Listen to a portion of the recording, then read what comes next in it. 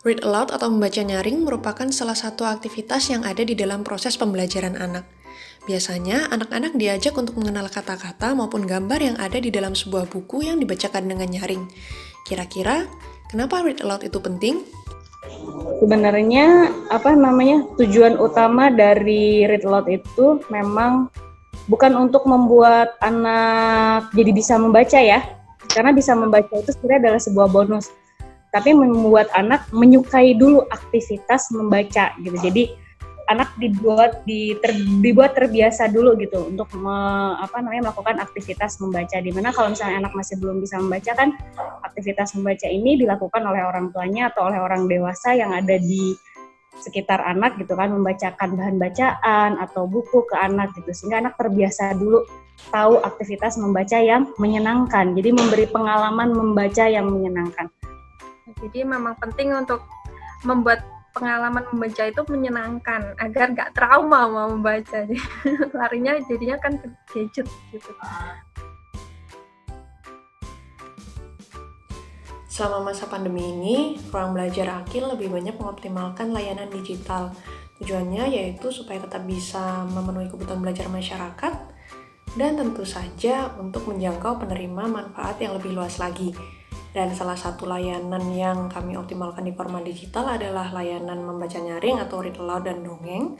Jadi kalau sebelumnya relawan kami biasanya melakukan read aloud dan dongeng itu dalam kegiatan-kegiatan fisik seperti gelar baca rutin atau juga di festival keluarga yang ada mendongengnya. Namun sekarang karena keterbatasan pertemuan fisik, kami berusaha untuk tetap menghadirkan hiburan yang mendidik dan bermanfaat untuk anak melalui kanal digital.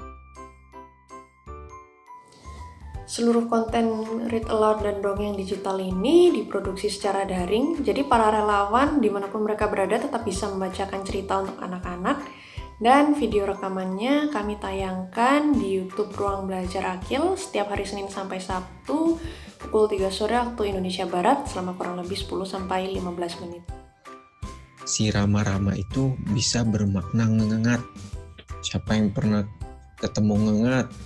Jadi ngengat itu mirip kupu-kupu, tapi lebih besar, ukurannya lebih besar, dan biasanya dia ada bulu-bulu halusnya. Penjuru negeri itu apa dan di mana? Cari tahu ya. Nah nih terlihat ya, semuanya bahagia di sini karena desa Mawar indah tadi kan, karena desanya penuh dengan bunga mawar. Coba adik-adik nanti perhatikan, di pause videonya dan hitung berapa jumlah mawarnya. Ruang Belajar Akil juga mengadakan sesi khusus read aloud dan dongeng di hari Senin setiap bulannya, di mana kami mengundang masyarakat, baik anak-anak, orang tua maupun siapa saja, untuk masuki ruang pertemuan daring dan mendengarkan, menyaksikan cerita, serta bisa berinteraksi langsung dengan kakak pencerita. Bahwa kita harus saling mengingatkan. Cobalah berpikir untuk mendahulukan kepentingan yang lain yang lebih utama dibanding kepentingan kita masing-masing.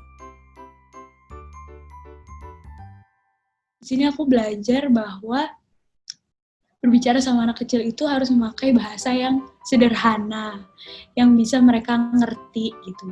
Karena kalau misalkan mereka nggak ngerti kan percuma. Nah itu tuh beda komunikasi kita sama orang dewasa, dan aku jadi belajar. Aku nemu banyak buku-buku anak-anak yang free gitu, ternyata banyak di internet tuh yang bisa di-download buat ya adik-adik, keponaan, dan lain-lain.